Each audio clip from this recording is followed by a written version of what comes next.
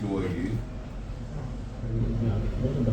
ಯುವಜನತೆಯ ಭವಿಷ್ಯದ ದೃಷ್ಟಿಯಿಂದ ಮಾಡಿದ್ದೇವೆ. ಇವತ್ತು ಬಹಳಷ್ಟು ಜನ ಯುವಕರು ಯುವತಿಯರು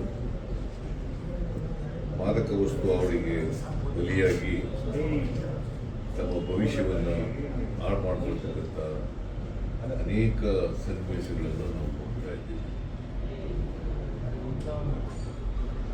ಈ ಸಿನಿಮಾ ಉದ್ದೇಶ ಯುವ ಸಮೂಹ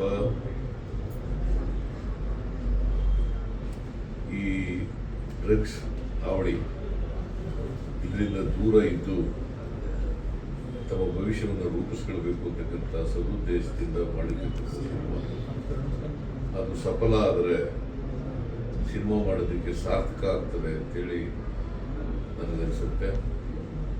ದುನಿಯಾ ವಿಜಯ್ ಅವರು ಇಂಥ ಒಂದು ಸಿನಿಮಾ ನಿರ್ಮಾಣ ಮಾಡಿರ್ತಕ್ಕಂಥದ್ದು ಬಹಳ ಒಳ್ಳೆಯದು. ಸಮಾಜದ ದೃಷ್ಟಿಯಿಂದ, ಯುವ ಸಮೂಹದ ದೃಷ್ಟಿಯಿಂದ ಇದು ಯಶಸ್ವಿಯಾಗಲಿ ಅಂತೇಳಿ ನಾನು ಪ್ರಾರ್ಥಿಸ್ತೇನೆ.